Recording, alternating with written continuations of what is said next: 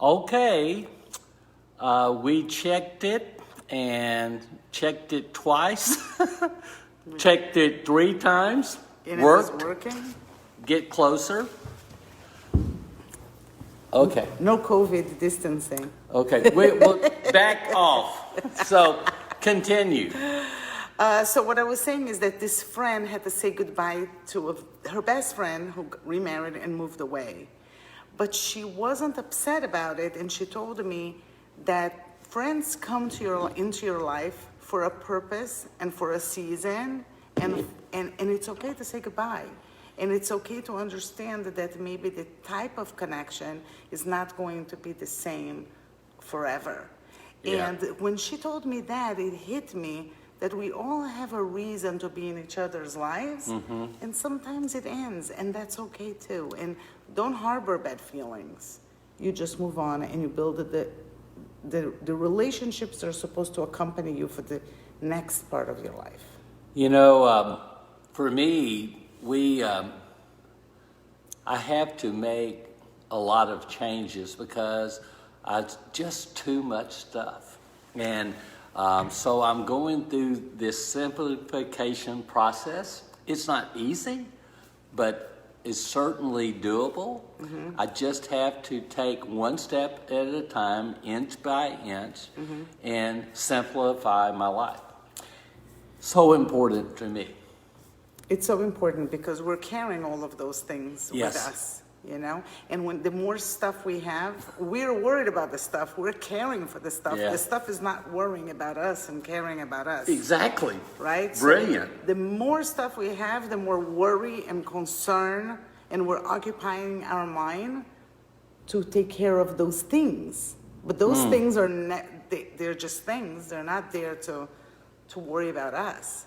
This is Miri, my counselor. I can't say that word. Counselor. Beautiful. Anyway, a little bit. So, other things. When you have burdens that you continue to carry around, and you have the ability to lay them down, why do you do that? Why do people carry around burdens and get angry and depressed, and why? First of all, we're humans, and we're entitled to feel pain and sorrow for things that we liked and loved and were attached to. It's part of being humans. We are spiritual beings living in human bodies and having human experiences and having human feelings. But our spirit doesn't want those things. Our soul doesn't need these things, but our body does. So we're in constant friction between what our spirit Conflict. and Conflict. Yeah. And self-imposed conflict is not good. No. You know, I used to love jewelry. Like, used to love it. You didn't. Love it. I love jewelry and I love diamonds. And I couldn't afford them. No, this is just my engagement ring. But So- I couldn't afford them. But I used to tell my husband, don't buy me anything during the year and buy me one thing for my birthday, like a ring or a necklace or something. And I hated that about myself. Really? Hated it. I hated that I liked it. And I worked on myself, and today I don't want any jewelry. I only keep my watch, which was bought used, and my engagement ring. And I don't wear anything else, and I am so relieved of that.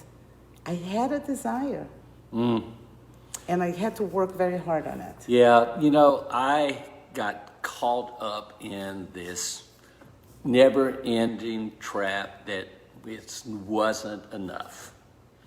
And, you know, I had homes all over the world, and when I had my stroke, things happened. And it just became really hard to deal with it, and became really hard to loss of income, all that stuff. But when it happened, I believe God intended me to do something great. And I just have to lay all this stuff down, put it aside, and do the one thing I'm good at doing. Teaching. So, anybody, I got something to say. You do? I do. I'm going to make a point. You ready? Yes. I am in a good mood when I talk about serious things like triggers, and it's hard sometimes to talk about it in a non-serious way, smiling, because I have something to say that really is serious. Like I had a friend over the weekend that called me. We stayed up all night long. And he was really, really depressed and really thinking about something that wasn't good. So that led me to do this series about this incident. And so I just want you to know, Miri and I have been having a good time with Levy. He danced in my kitchen yesterday, cracked me up. We had the best time. And we have a video to prove it. We do. We were going to show it, but Be Live wouldn't work again. So, Oh my God. That's all I have to say. It was good. So I just wanted to get that off my chest, because I have a smile for you anytime you need a smile. I have a hug for you anytime you need a hug. And I have the ability to listen anytime you need to talk. And I believe that's a good thing. So what do you think about when you have decisions to make? Where's the inaction? Where's the hesitancy? Is it letting go of the things you had before that you don't want to let go? Or is it being angry that you have to? I think that things we attach emotional memories to things. We have reasons why we like those things. So I feel that when we let go of those things, we're letting go of those emotions also. Wow. But the truth is that the emotions are in our heart, and we don't need those things.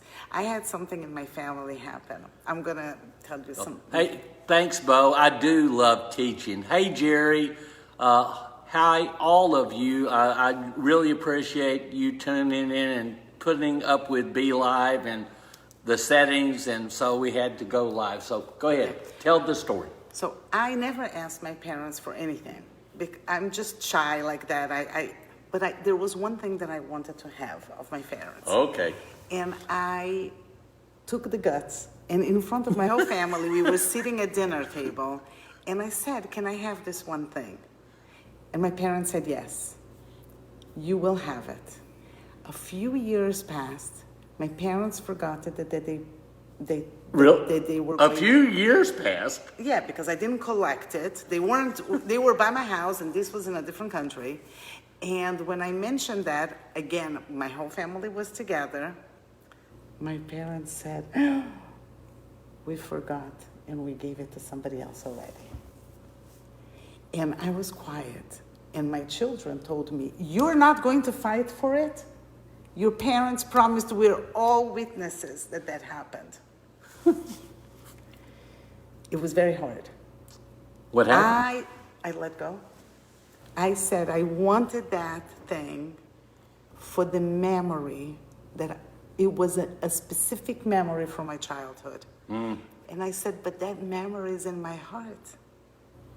And if that thing is supposed to be mine, I will get it one day. If I didn't get it, it's not supposed to be mine. But the memory is in my heart. I can even tell you you want to know what it was? Yes. So you know that we have Hanukkah coming Yes. soon. And my parents had a beautiful silver menorah, which you light the candles. That used to be my grandfather's. And Hanukkah, I didn't grow up in a family that we just got gifts all the time. It wasn't something that happened. I got one gift for my birthday and $1 bill for Hanukkah. And when I lived in Brazil, $1, when I got that dollar, I felt like a millionaire. I remember the feeling of receiving the dollar. So the light, it was dark in the house, the candles were lit, and I got that dollar from my father. I felt like a princess. That whole feeling was attached to that menorah. Yes. But that whole feeling is in my heart. And I don't need the menorah for it. You know what, Miri, you have a way of communicating with people that's, you're a great storyteller, and Levy is too. And I just appreciate you sharing that emotion and the heartfelt emotion that came with that, letting go. Sometimes it's hard to let go, but it's necessary to let go and let God. Just trust and let go and let God. And I'm struggling with that. You know that. Yeah. We've been talking about that nonstop. I just want to get back to my farm and teach and have a simplified life. So that's what, I don't even mind talking about it on camera. I'm struggling with that because so many things are involved in all of that. I want to write my book. I want to get to teach again. I want to make a difference in other people's life in all this noise. Yeah, but look at here. Look at here. All I know. Our friends, you're teaching. You're teaching. You're teaching all the time. And you are such an amazing teacher. And I speak for myself that I feel so lucky to have you in my life as a teacher, as a mentor, as a friend. And I believe that others feel the same way. You know, for me, it's, when I lost my parents back to back, and I've been struggling with that too, and I just had to deal with it, but I've been trying to reflect, remember, and rejoice. That's my game plan, and I do that all the time. That's why I celebrate things that mean something to my family, Christmas, and all the things that go with it, Thanksgiving. But one thing I can tell you, if you get up and we've been talking about it, that if you down talk yourself, the words you use matter. Oh, yes. She's been reminding me, I'm the word guy, and she's been giving me my own business. True. A little bit, but that's because I'm also reflecting. A little bit. Well, Miri, take us home. One thing about simplification that you want to say. We don't need things to define who we are. Everything that really makes us special just happens to be within us. And anybody that admires us for the things that we have, those are the first people that you cut in your process of simplification. Because we are our words, we are our mind, we are our song, we are our stories, we are our lessons, we are our past. That's what we are. We are our dreams, we are our future, we are who we help. And everything else is just noise. We don't take it with us anywhere. It doesn't define who we are. It really doesn't. It really doesn't. Man, what a great parting gift you gave us all. So I have a parting gift for you. You know, I love the song Let It Be, and I've been trying to listen to that song over and over again.